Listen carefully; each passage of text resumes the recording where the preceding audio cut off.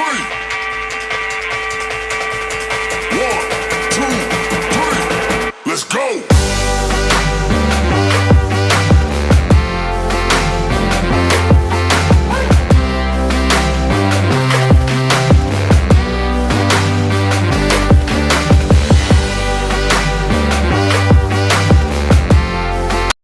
Everybody, welcome to Teaching Crypto, a brand new week, and we think a big week here for crypto and Bitcoin. This is AZcrypto, MrFOMO.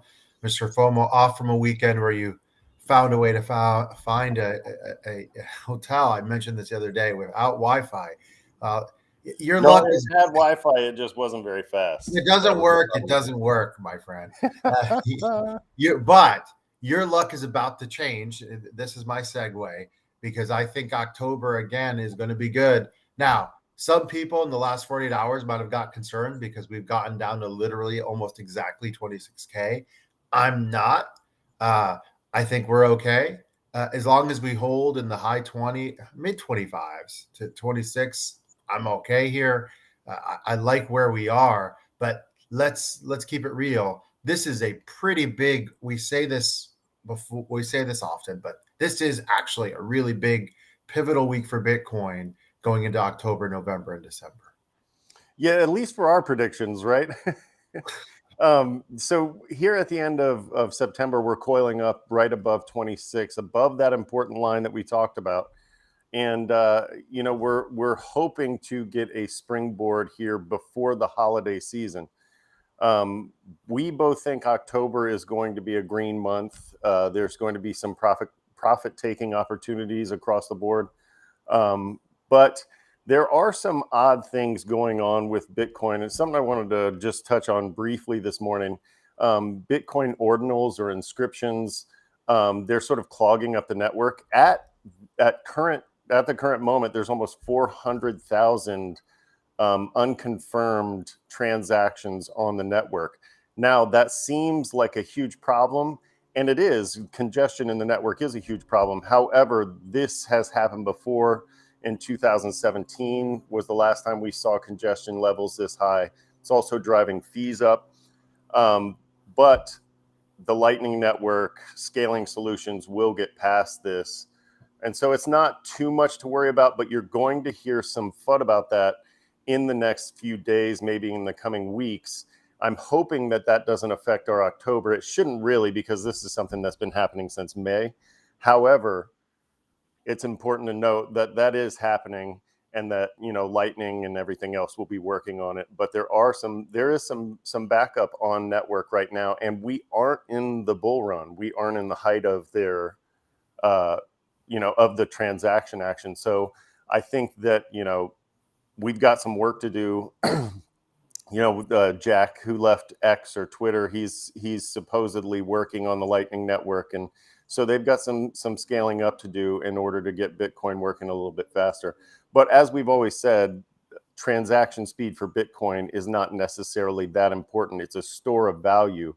Other stores of value like gold don't exactly have fast transaction speeds, right? Like, you can't just shave off a few ounces and pay for anything in gold. So speed doesn't necessarily suggest lack of or a failure in that store of value.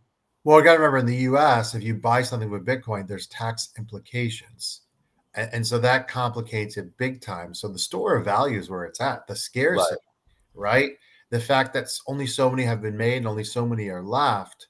And once big money comes in and buys and holds, that's where the value really comes in. And I said last week, MrFOMO, I expected some money to come in later this week leading up to October 1st. Now we've gone down a little bit, and we'll see. I really, I want to watch this thing very closely the next 72 hours because, like I said, Octobers have traditionally been really, really good. And we have some signs with other coins.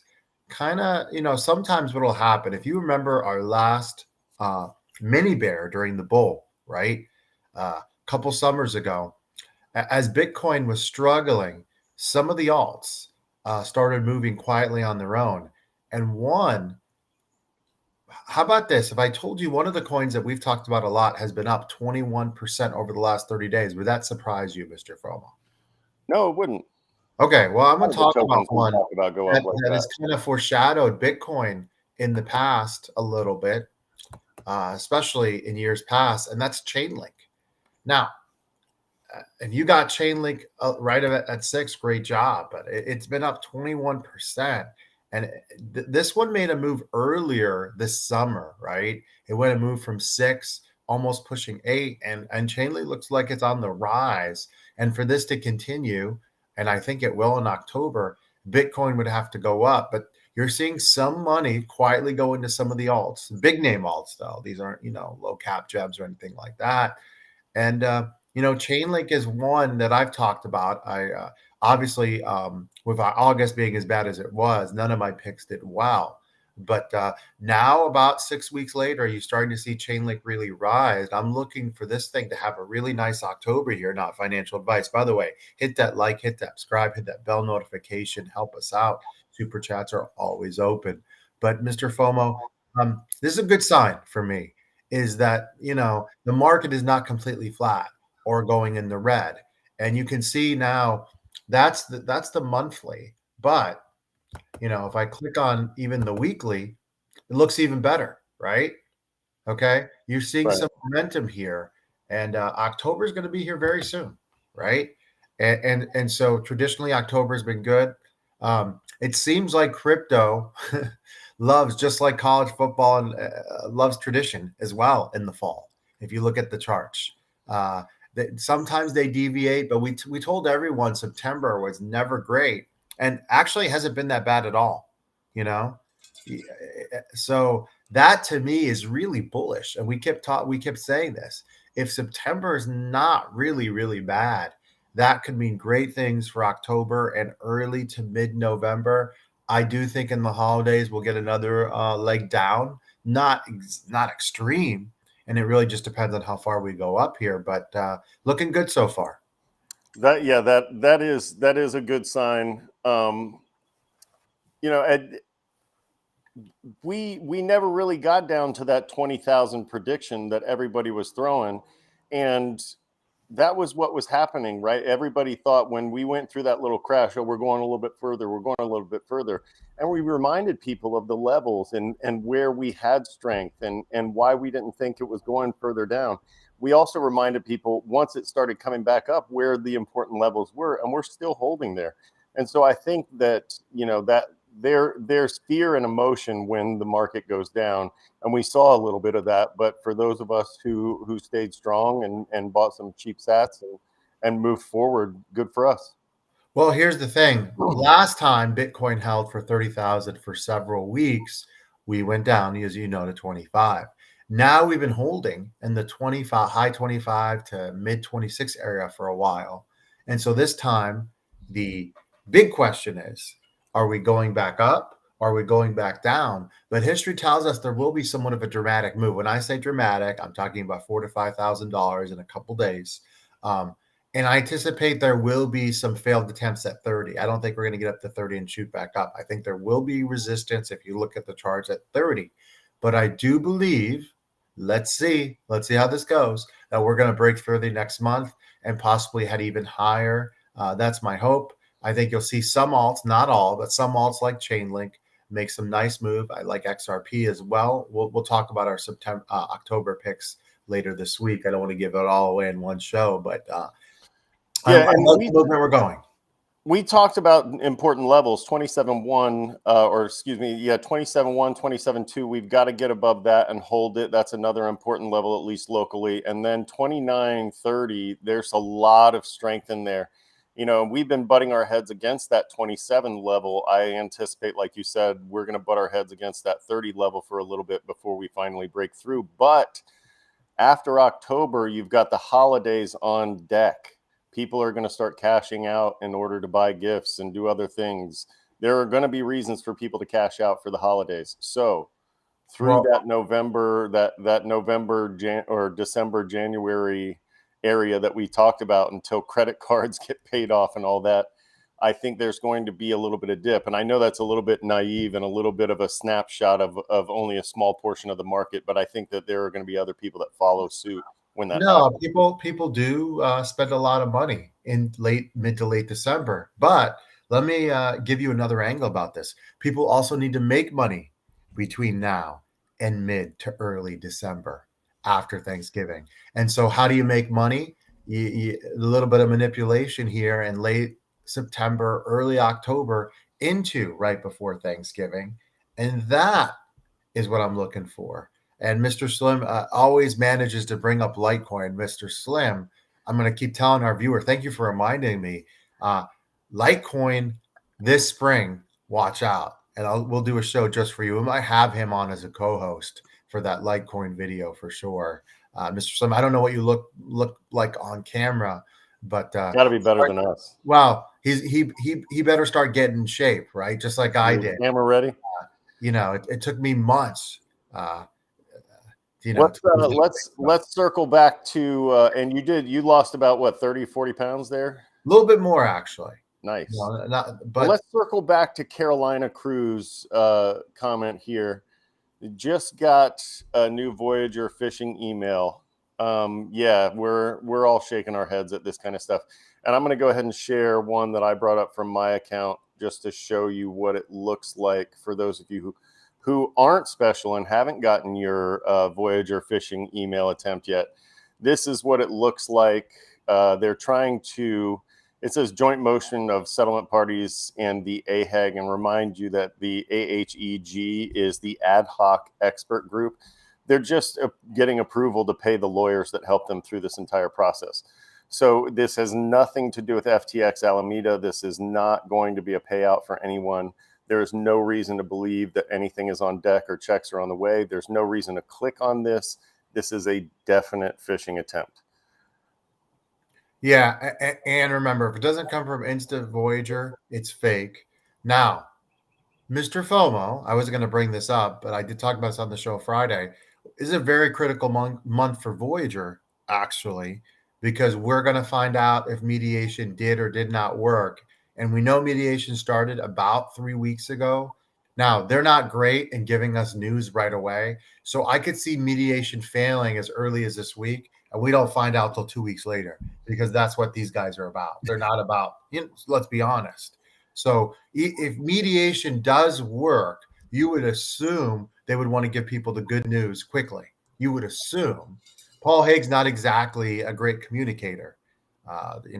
I'd love to know how his relationship. Nor are his associates. Well, I mean, I thought I was bad with my wife, but man, Paul Hage, he probably takes it to a whole nother level there.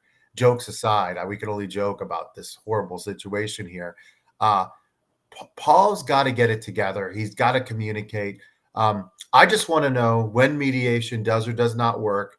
And I just want to know when the next trial date is. And I also, this is not the date to do so, but there needs to be pressure to end this thing. Once the FTX Alameda thing is over, there's no reason to have this make-believe Disney Pollyannic world where they're going to go after third parties. Guys, it's been a year and a half, for God's sake. Right. And if you see the other bankruptcy parties like FTX Alameda, they're going after their third parties, or they're settling with third parties already. If they were going to go after third parties, it would be happening simultaneously. It takes months. You don't do it later on, and you certainly don't do it after you've already settled your payments for your ad hoc expert group, right?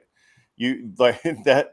It seems like they've tabled that whole idea for never, right? That's never going to happen. And so any idea that they should keep this running once this FTX Alameda thing is over is it's irresponsible. By the UCC, Paul Hage, everybody like that. But for us to hope for anything more than that, I think you're waiting way down the line. It's going to be pennies, and it's more likely to come out of 3AC, and even that is a whole night full of smoke and hope. I don't agree anything's coming from 3AC. I think 3AC is a 4 to 5 year thing, and I think by then all the money will be gone. Yeah, so, and that's what I was saying. I was saying that's more likely than third-party action. So just wrap it up once this FTX Alameda stuff is done, and give us as much as we can get. And if there's wind down money there, we want that too. They'll be lucky to get $20 million from 3AC over the next 4 years. Yeah, it's a joke. Really quickly, and I hate to do this, but I think it's important. We try to keep it real here. Small network, but last night, 200 million stolen from an offshore decentralized account. This sucks because it's just not good for the industry. And this is, again, you want real money. You want the trillions to come in from investors, from seasoned investors. I'd love to see, and you're never going to stop all of it, but it just happens too frequently, Mr. FOMO. Yeah, we've talked about this briefly before, and it's just bad for the space. Anytime these things happen, it makes everything look bad, right? And it Even gives the idea that our channel is called Teaching Crypto. There are times where I run into people and I tell them, "Oh yeah, our channel's teaching crypto." Oh, crypto, and they associate it with this criminal element. And that part frustrates me a lot because that's such a small fraction, but they get away with these huge crimes, and it's this huge black eye for the industry. And I really wish that we could do something more to prevent it. And blockchain is supposed to be able to prevent that kind of thing. But it just, unfortunately, we have some code in some exchanges, or I'm not sure exactly what happened, but somehow, some way, they've exploited what they've written into the code, and they've gotten a significant amount of money. Now, will they be able to move that money to an exchange to cash out without being arrested? We'll see. Yeah. Well, Alex and Sam are in trouble, but Steve is still sitting there on a beach in the Caribbean. So hopefully that's something that changes in 2024, not holding my breath either. But Mr. FOMO, this is a big week, and we're going to be back with some great picks. Guys, share the show, hit the like, hit that subscribe button, bell notification. We greatly, greatly appreciate it. You guys have a wonderful Monday, and we'll see you later this week. See ya.